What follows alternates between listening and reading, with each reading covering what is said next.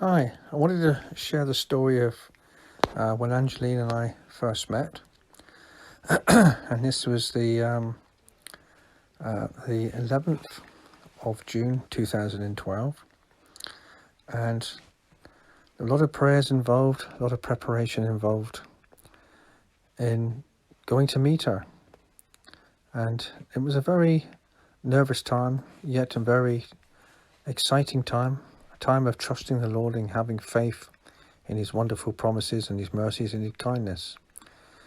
And all the time in the back of my mind was also wondering what was going to happen, because the government had changed the rules on the amount of salary you needed to earn to bring somebody back to the UK.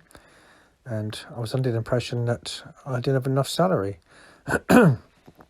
So I was going in faith, wondering how things were going to work out.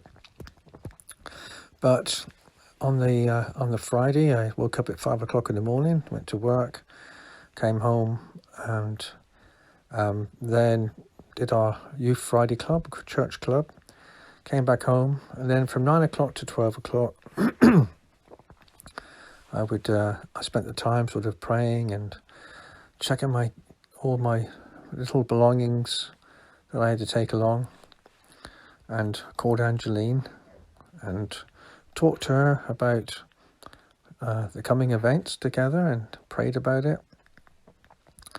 And at 12 o'clock at midnight, my brother came and picked me up from our house, and we took his car and we drove up to London Heathrow Airport, a 4-hour drive.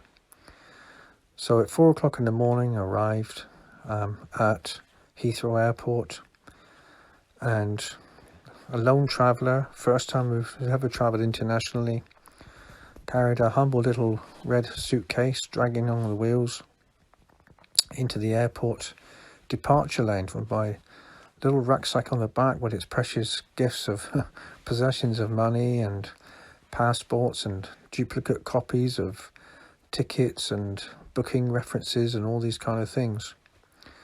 And so after about probably a couple hours, sat down there and eating some homemade sandwiches that my mum had made at the time and some drink, sort of holding on to my only possessions that I had with all my life.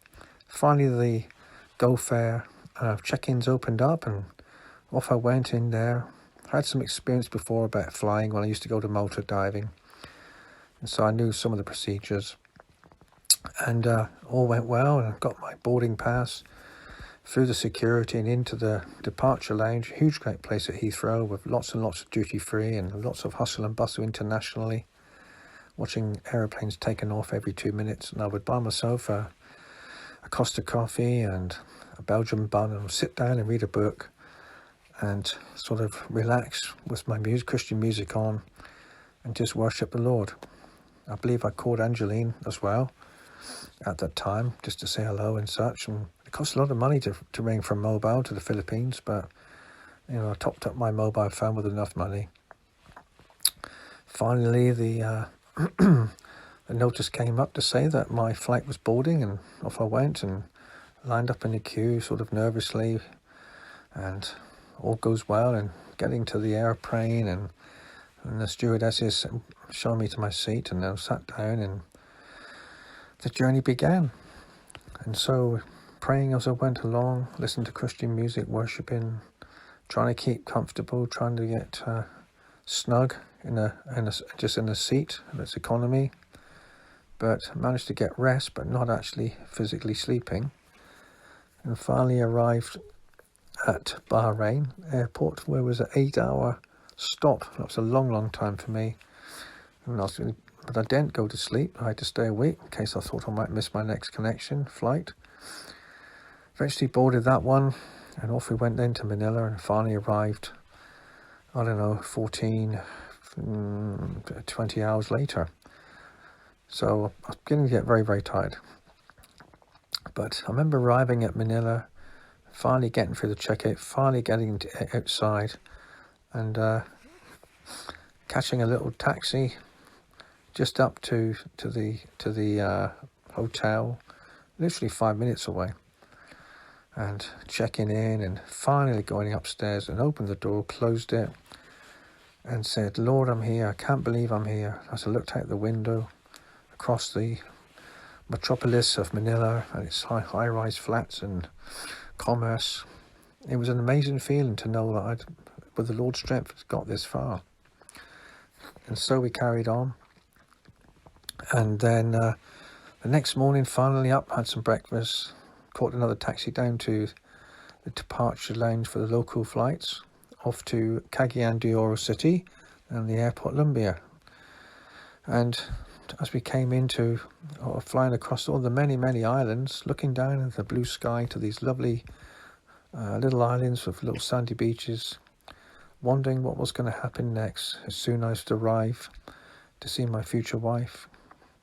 And all the prayers and all the times we had spent Skyping and getting to know each other culminated into this time. So I finally cruised into Lumbia Airport, and as the doors opened and I stepped outside and walked down the steps of the airplane, hit by the humidity and the heat of the tropical climate, which was like amazing for me. I never experienced all that. It was just incredible. And so was the start of this wonderful journey that the Lord had brought me through. It was an amazing experience. And finally I waited at the baggage carousel, and as all the luggage came through, finally got my case and walked out to the outside of the airport and looked around inside. First of all, I couldn't see Angeline. Thought, no, she's not her. And finally, I looked across the white row of taxis, and in the distance, I could see this beautiful young lady with long dark hair, smiling at me, and I waved to her, and she waved back. And I walked across the tarmac, and gave her a big hug, and we kissed, and I felt so in love with her already. Even more, no, I just knew then that she was the one for me, and I wanted to marry her. I wanted to ask her to marry me then. And so we got in the taxi, and she held my hand and stroked it, sort of, and made me feel loved and welcome. And it's the first time anybody had ever hugged me or kissed me or wanted me. It was a wonderful experience.